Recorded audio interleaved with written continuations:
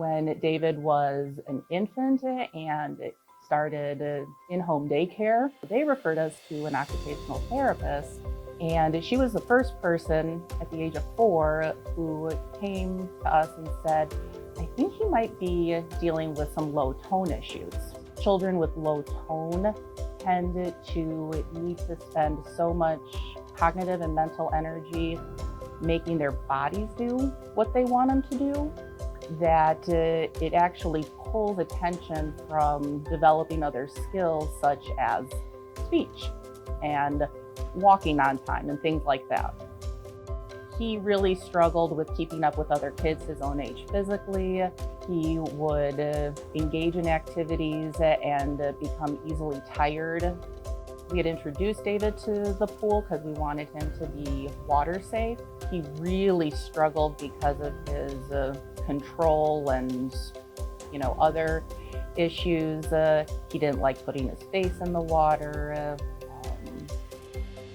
Floating was a big issue for him. David was working with another swim instructor, and Deb was she was a substitute for his first swim instructor. And the connection she made with him in that first substitute lesson was just astonishing. I could tell he had some sensory issues, so one of the first things I recommended to his mom was to get him earplugs, and it was like night and day. He would finally put his face in, he would put his ears in, he would float on his back. We swim to the deep end and get fish in 7.5 feet of water. Like, he's like a different kid. If he wants to do something, he at least wants you to give him the time and the space to show you what he thinks you should be doing. And so Deb really embraced that part of David's personality. And I want to say it was only about the second or third lesson with Deb, and she had him floating on his back, to the point he was comfortable enough to say, Mommy, take a video to send to my grandma. When you're in the water, you're not using your whole body weight.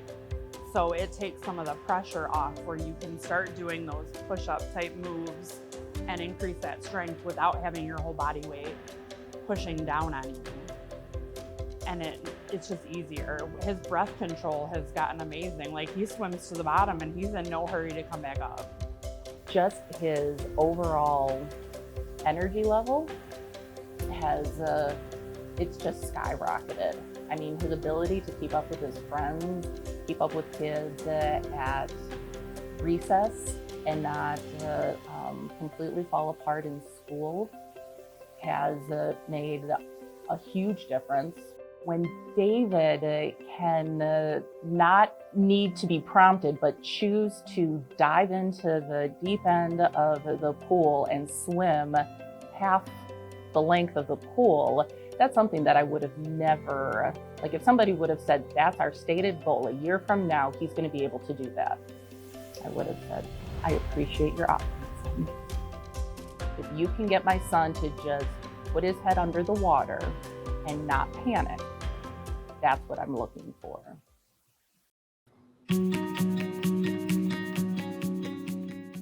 Michelle started the program. She had quite a bit of weight to lose. Her body fat percentage was higher, so she was at an unhealthy risk for diseases and things like that. So she had diabetes that she was going to the doctor for every 4 months at this time. Okay, so our goal was to try to teach her right eating habits at this time and to try to get her moving more, not 100% exercising, but just moving more, being more active.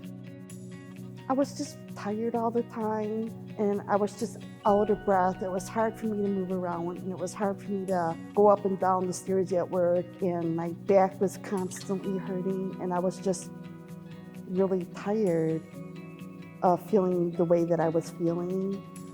I needed to be in a program to where I could learn how to eat better and to exercise appropriately. And I needed to be a part of a program to where there was an accountability part of it, because I have a really hard time with making myself come in. So that was why I thought, well, I'll start with the Daniel plan. The Daniel plan is a healthy living plan. So it's based on 5 essentials, which are faith, food, fitness, focus, and friends. Then you have a community and you all work together and you have the same goals. And then you have the foundation of your faith in God underneath all of that. It really all comes together at the end of that 10 weeks and you have a really good strong foundation that you leave with when you're done. So you can continue to live this healthy lifestyle that you've learned over that 10 weeks. I do have a sense of pride because I was able to lower my sugar levels. My A1C used to be at least a 7 or above. The previous time my A1C went down to a 6.7, and he said that if I'm able to keep it down below 7.0, that I could extend my appointments from every 4 months back to every 6 months. And so this last time around, it went from my A1C went from a 6.7 down to a 6.0. By the end of the 10 weeks, she had started incorporating some workouts. She came to a couple of my classes, did what she could. She had also started working out with another member in the group. They would walk, do things like that, so that was great. And then when we did our body fat analysis at the end, she had lost almost 10 pounds. When she went back to her doctor, her diabetes numbers had gone down, so they had reversed, and now she only had to see her doctor every 6 months it was. So it actually was reversing, the effects. And that is all by food, basically. It's all by food. My goal is to still keep on working on my sugar levels. I want to eventually try to get it down even further. I want to have more endurance and stamina so that I don't get so out of breath and I could walk longer and I'm not in as much pain as what I have with my back. It's just, you could be the thinnest person in the world and still have nutritional issues and physical issues that you still need to work on and figure out.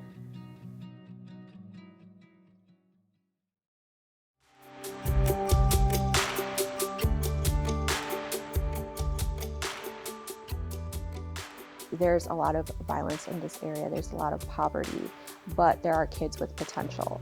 So it's up to us to show them that, to give them a better future. Teen Reach is a grant-based program funded through the state of Illinois. REACH stands for Responsibility, Education, Achievement, Caring, and Hope. And we try to instill those 5 pillars into all of our programming we do here for the teens, which includes career exploration, college knowledge and prep, financial literacy, and things like that. We met Michaela across the street at West through our 21st Century After School program. And once we opened our doors here, her and her brother followed suit. My daughter has ADHD and ODD, and with that comes a lot of anger and a lot of issues. And the program, being able to talk and be around people who genuinely like her, has helped her calm down. She's more open, she'll talk a little more. We would notice her having a few meltdowns a week before when she first started coming to program, and now she's able to communicate with us what is going on with her, whether she's having a bad day, if something is triggering her, and we're able to work through those problems with her to help her have less meltdowns and to be able to enjoy her time here more. We didn't meet Matthew until the beginning of summer, this past summer, and we didn't know what to expect because Michaela is just a big, bubbly person. And when her brother came, he was quite the opposite. He was very quiet, like you said, reserved.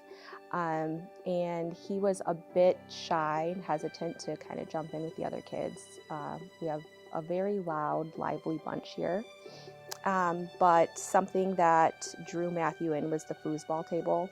He is very good at foosball, and so we would hold foosball tournaments to see if anyone could beat him. And to this day, he's undefeated.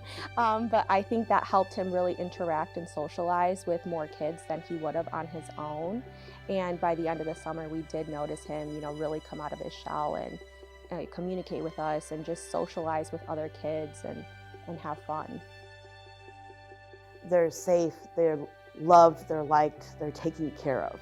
I feel like they're more protected at the YMCA program than they are even at school. So for me, that relieves a lot of tension and stress at home, and I don't have to worry about where my child is and what my child is doing. I know what they're doing and I know where they are, and I appreciate that.